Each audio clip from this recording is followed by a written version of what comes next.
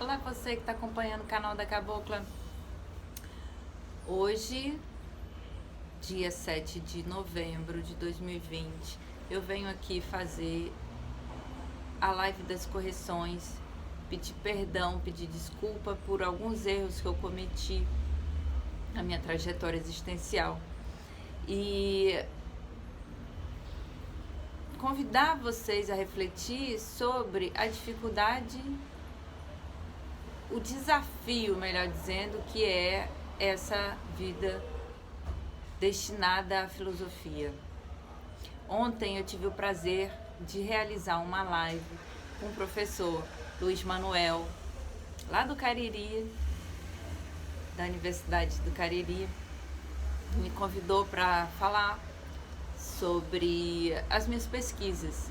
E eu decidi falar sobre um pesquisador chamado Cheikh Anta Diop, que é o maior mestre do pensamento africano que existiu. Talvez não maior, né? Essa concepção de competição é equivocada, mas certamente um dos maiores mestres defensores do pensamento negro que já existiram em África. E aí eu decidi falar sobre o Cheikh Anta Diop. Eu, que sou pesquisadora há muitos anos da filosofia europeia, né, e das religiões africanas, cometi um erro. Eis que eu confundi o Cheikh Anta Diop com o Sheikh Hadji Bou. O Sheikh Hadji Bou foi um presidente que governou em África por 2 anos, se eu não me engano, e que colocou a ministra Safiatou Tian como ministra da Saúde entre os anos 2007 e 2009 em África. Essa ministra, Safiatou Tian, foi quem organizou preparou, né, os hospitais para conseguir atender a demanda de pessoas com HIV em África. Então, se hoje a África está conseguindo sair super bem da pandemia, é porque já tinha uma estrutura para cuidar da população quando acometida por um vírus, que no caso antes era o HIV e agora é o coronavírus. Então essa ministra, Safiatou Tian, durante o governo Sheikh Hadji Bou, em 2007, 2009, conseguiu preparar a África para ultrapassar essa dificuldade que nós aqui estamos sofrendo de uma maneira muito mais atroz que os africanos. Então eu queria corrigir essa colocação.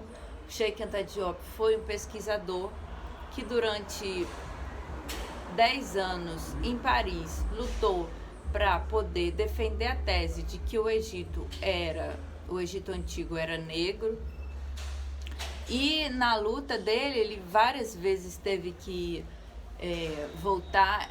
A tese dele foi recusada pela Academia Europeia em 1950 e ele teve que várias vezes recorrer à recusa para poder persistir nessa pesquisa e poder considerar a população africana da época do Egito Antigo, onde floresceu a civilização egípcia, como negra. Hoje a gente olha e fala, poxa, parece uma coisa tão simples e até uma coisa assim, não tem por que a gente negar a negritude, né? Por que a gente vai falar, não, o Egito Antigo era branco? Por que essa tendência, digamos, hegeliana de afirmar que tudo que é bom é branco? Quando a gente sabe que quem está na resistência mais firmemente, a resistência contra a devastação protagonizada pelos desastres ecológicos, protagonizada pelo patriarcado, são os povos brancos.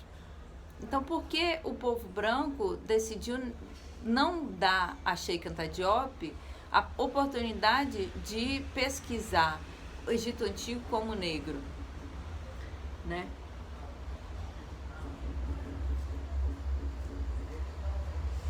recusa dos europeus para apenas a ouvir essa tese, ela se dá com base na mentalidade colonialista.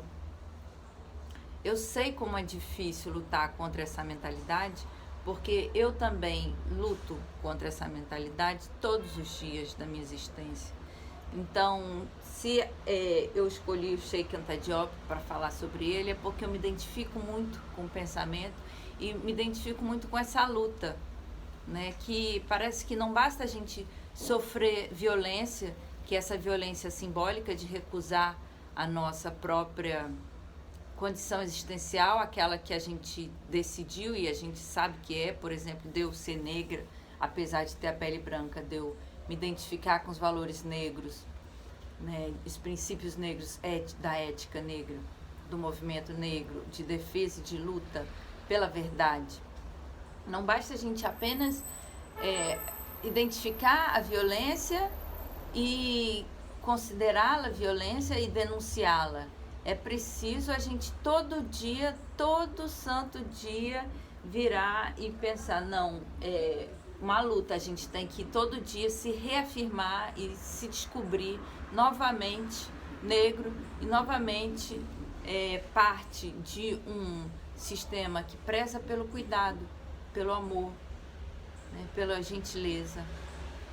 Então, assim, eu agradeço novamente, Luiz Manuel, o convite e a possibilidade de falar. Corrijo aqui, não é o Cheikh Anta Diop que governou da África. Cheikh Anta Diop foi um pesquisador, antropólogo, historiador, filósofo, que morreu em 1986 e morreu sendo muito prezado, com muitas honrarias por todo o povo africano e por todo o povo que luta pelos valores de virtude, de sabedoria, que eu identifico como parte do movimento negro, parte do movimento feminista também, uma luta de resistência. Já o Cheikh Radibou foi um governante que colocou a Saftou Thiam como ministra do governo africano entre 2007 e 2008.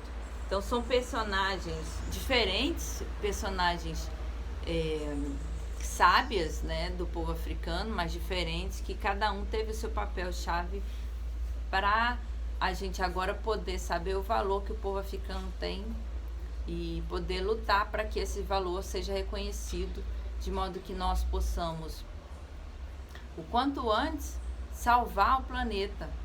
Simples assim, né? Se hoje a gente está passando por todas essas atrocidades, a devastação ecológica que está se dando é por conta desses valores da sabedoria que a gente tem aqui nos povos quilombolas, nos povos indígenas, não ter sido reconhecida propriamente.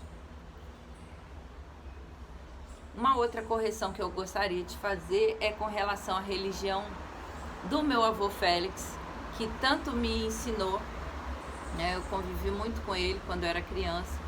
E eu afirmei aqui numa live que ele era da religião batista, mas não, ele era da religião adventista.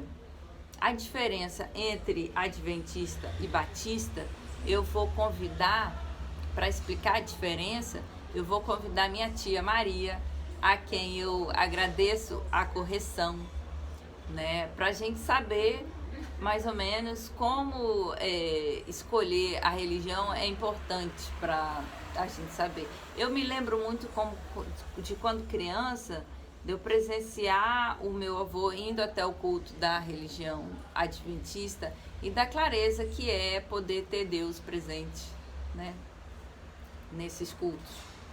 Eu sou igual o Riobaldo, eu não desprezo Deus, não desprezo nenhuma religião. Eu acho que tudo que tem Deus é bem-vindo, todas as religiões são bem-vindas. Tenho aqui especial apreço pelas entidades que cuidam de mim. Então, quando eu falo sobre Yansan, eu sei que ela pode trazer eventos e ela pode me ajudar nesse momento tão difícil, não só da minha existência, mas da existência de todos nós brasileiros. Um sintoma que veio à tona nessa semana foi o caso da Mariana Ferrer, que sofreu estupro e foi condenada por isso. Essa é uma realidade muito presente na minha existência, porque eu também passei por isso, essa questão da violência de gênero.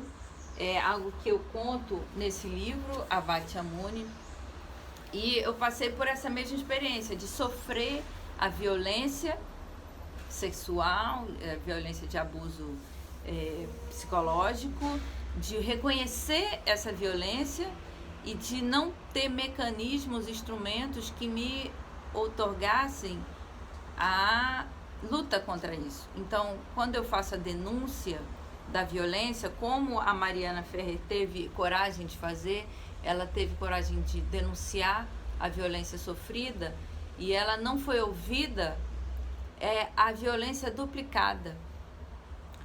E é muito difícil essa situação. Então eu me solidarizo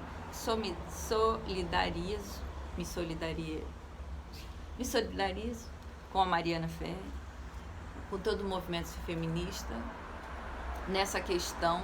É uma luta diária, é difícil, às vezes dá vontade de desistir, mas é pior desistir. Então o segredo está em conseguir fazer da luta um motivo de alegria. E é isso que eu consegui fazer por muito tempo, né? Essa luta e essa possibilidade de reconhecer esse esforço de saber da violência, assumir a violência, denunciar a violência, e a violência não parar com a denúncia, né? De ter essa sabedoria, eu consegui. E para saber que só isso já é preciso. E assim, a certeza que a gente está no lado de Deus. Eu acho que isso que eu tenho a mensagem, é essa mensagem que eu tenho a trazer aqui para vocês hoje. Que a certeza é de que a vítima, ela sempre está com Deus. Essa é uma mensagem bíblica que me é muito cara, né? Quem comete o estupro, quem comete a violência de gênero, olha que ponto estamos, né? A ponto de chegar a discutir se a violência mais covarde, que é a violência de gênero, violência para quem é completamente inofensivo, incapaz de se defender, se ela é violência ou não. É o final dos tempos, definitivamente. Então, assim, a gente chegar a esse ponto de considerar se a violência explícita é violência ou não, é o final dos tempos. E eu só posso falar porque eu passei por isso, eu acho, né? Porque eu passei por isso e sei dessa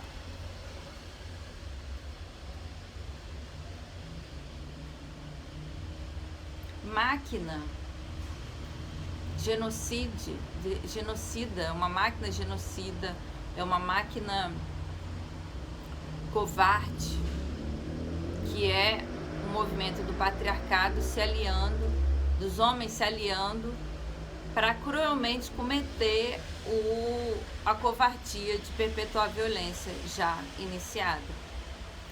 Então, assim, a certeza que Deus está com quem sofre é o que apazigua um pouco o coração da gente. E a certeza de que a luta, ela é sempre proveitosa, ela é sempre o melhor caminho, também apazigua o coração da gente, né? Quando eu falei do Sheikh Anta Diop e confundi ele com um político, depois eu me dei conta, poxa, o trabalho da pesquisa acadêmica, ela já toma totalmente o nosso tempo. Totalmente. É impossível você fazer uma coisa, pesquisa acadêmica, e conseguir governar um país. Apesar de que tem gente que conseguiu, né? Tem gente que é super-humano, que é extra-humano, que conseguiu realizar isso. Não foi o caso do Sheikh Anta Diop. Ele pesquisou, lutou e comprovou que as maiores riquezas de que foram capazes os povos egípcios antigos foram protagonizadas por negros. Isso já é muito valorizado. Não foi só isso, ele fez outras descobertas, né? Mas ele não chegou a governar em África enquanto político. E, enfim, é só isso que eu queria dizer.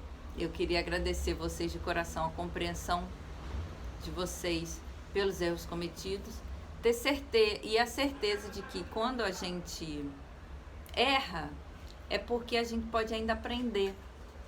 Então eu tenho muito a agradecer tanto a Luiz Manuel, a correção, né, de me lembrar que o Sheikh Anta Diop não é o Sheikh Rajbu, a África. A minha tia Maria, a correção de que o meu avô Félix, o pai dela, não era da igreja batista, mas era da igreja adventista. E agradecer ao esforço do movimento feminista de fazer ver que a Mariane Ferrer, ela merece justiça. E a própria Mariane Ferrer por estar lutando pela justiça. Então, assim, eu novamente convido vocês a ler o Avat Amuni, o livro, porque é um esforço de mostrar que a violência sofrida, ela tem que ser justificada.